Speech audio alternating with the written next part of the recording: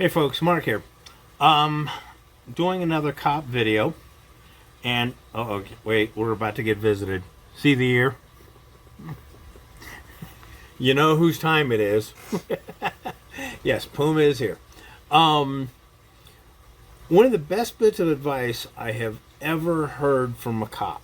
I mean, from his work, from his lips, was do not fail the personality test.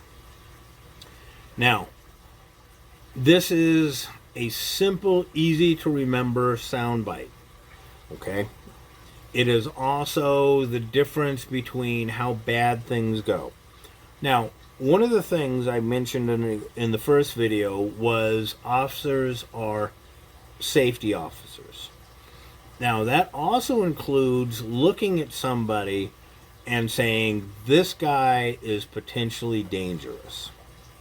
Okay? And, I mean, that's their job. And believe me, back when I was a badass piece of real estate, I got to talk to the cops all the time. I mean, I'd see cop cars do U-turns to come, and it's like, you. And, I mean, the fact that I was openly armed with a knife, openly armed with a dagger, and later I scaled it back 2 knives, meant that I ended up, as I often joke, unless you're into bondage, I've probably spent more time in handcuffs than you have. Because cops would look at me and go, oh, this is just a mean SOB. And they don't want to talk to me. They want to check me out. Fine, I got used to it. The thing is, the cops would aggression check me. Now, I use this term is if you've ever been walking your dog off leash and a cop comes up to you and is talking to you, what you'll often see is that he'll try and intimidate the dog.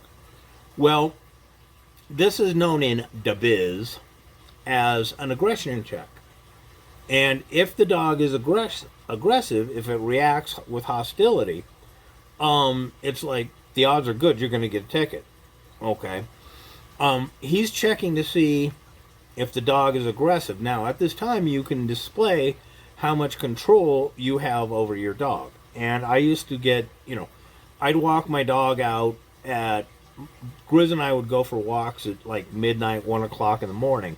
Because, quite frankly, I could let him off the leash and, no problem. There's squirrels, that's their problems. Coyotes, even bunny rabbits. He had loads of fun. Well, the thing was, I'd end up talking to the cops, right? Every now and then, somebody would see me walking with the dog. Hiya, Puma. And by the time they came up to me, Grizz was on a leash already, because, I'd call them back, leash him up. And anytime they would aggression check him, I would immediately give him commands like down, sit down, etc., to show that I was in control of the dog. I never got a ticket. Okay. Now, had they shown up and obviously I was doing wrong, oh no, my doggy was off leash. But I copped an attitude, I would have failed the personality test. Okay. The thing is, failing the personality test can happen in many ways. Now, I was a very dangerous person, and I don't dislike the cops for wanting to talk to me. But a lot of times people treat cops like servants, right? And like really obnoxious nobility treating servants badly. It's like, how dare you? I pay your salary, right? Which I always love the cops that respond by, pulling out a dime going, here's your share back, and, now, about your attitude. You really don't have to respect cops. As a matter of fact, there's, active pushing to not respecting cops. You do, however, have to understand and I hate to use the word respect because most people don't they have such a screwed up definition. But you have to take into consideration the power and authority that they do have. What are you doing? And they can make your life miserable. So, you know what? You don't have to respect cops, but it really does help to be polite with cops. There is absolutely no reason to get emotional, hostile, or aggressive with them. That's failing the personality test. Being a street corner lawyer with a cop, trying to tell them you know the law, right? No, they got it a little better than that. That insisting on like, why did you stop me? Well, yeah, there are certain requirements a cop have to meet, and once they give you a quote lawful reason, whether you agree with it or not, okay, they've explained why they stopped you. You arguing why they stopped you is not passing the personality test. Accept the reason why they stopped you, even if it sounds like bullshit to you, right? And a lot of times cops will lie about why they stopped you. Make no mistake, they will do that. The issue, however, is okay. In the previous one, I said cops know stuff you don't. For example, you're driving along, and this is a story I hear a lot. We were just driving around. We weren't doing nothing. A cop pulled us over. Okay? Well, sure, there were 4 guys in the vehicle. Okay? We weren't doing nothing. Well, maybe that is true. And I mean, I will acknowledge that. However, what the cop also knows is you've got these, they're felony burglary crews. And that is where you have like 4 or 5 guys who get in a car, they're driving around into neighborhoods, and they'll hit multiple houses, right? This isn't just a single burglary. It's not quite a home invasion either.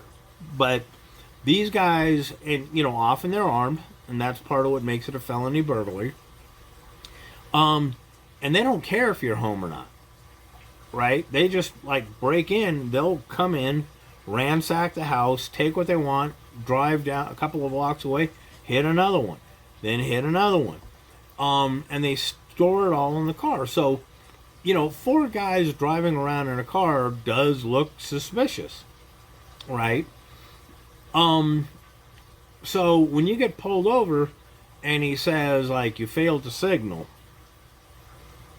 okay, this is a game. They deal with criminals, they deal with rotten people, and they want to see if you're one of them, okay? And, if you cop an attitude about getting pulled over, okay, whether it's, legitimate or not, okay, if you cop an attitude, you failed the personality test. Now, think of dealing with cops, I'll explain it later as tangoing with the cops, but it's also like a chess game. And you don't tip your hand, you don't let your opponent know what you're doing, because he's not letting you know what he's doing. But if you know what he's doing, you can recognize it. Years ago, okay, it says something about my lifestyle that I have to qualify stories with, like, the first time I ever was looking down the barrel of a cop's gun versus the last time I was dealing with, looking down the barrels of a cop's gun. Well, the last time I was looking down the barrel of a cop's gun, in the officer's defense, I must say that I was kneeling on some dude's head on a street corner in Riverside, California at 2 in the morning. Okay, maybe it was 1 in the morning. I don't remember. But cop put the gun down on me, and he says, "Get off that guy." Well, I'm on the guy's head. Alan Baris is on the guy's feet. I rear back, hold up my hands, and I say, "I will comply. But you have to know, this guy is on the fight. If I let him up, there's a good chance he will attack us again." Now, what did I just do there? Okay. Number one, I communicated. I will comply. Number two, hands in the open, because my knee was actually on the dude. And I told them a story about what was happening, what was actually the truth. But when, come here, he's back again. That's typically Puma. Something attracts his attention over there. Well, so the guy was drunk. He'd attacked a couple of customers. He was really obnoxious. He attacked. Well, he tried to attack me. No, I'm sorry. He tried to attack Alan Baris, and that didn't work out well for him. I knew he attacked somebody, and that's how we ended up kneeling on him. Well, the thing about we're telling what happened. The other cops show up. They're talking to the drunk. We're talking to one cop. We're very polite. We're very professional. We're explaining why we're there, what we're doing. And the cop asked, "Did you hit him?" Okay. Now, remember what I said about cops going from investigating into building a case? Right? What happened versus I'm building a case? Well, that was a trap question. And cops will ask you questions that if you answer them wrong, they're going to shift into building a case. And, when you hit him, they asked, "Did you hit him?" And I knew it was a trap because I knew use of force laws. And I said, "No, sir. We use prescribed takedowns to put him down and hold him while the people that he had been attacking got away. And then before we could let him up, you showed up." Right?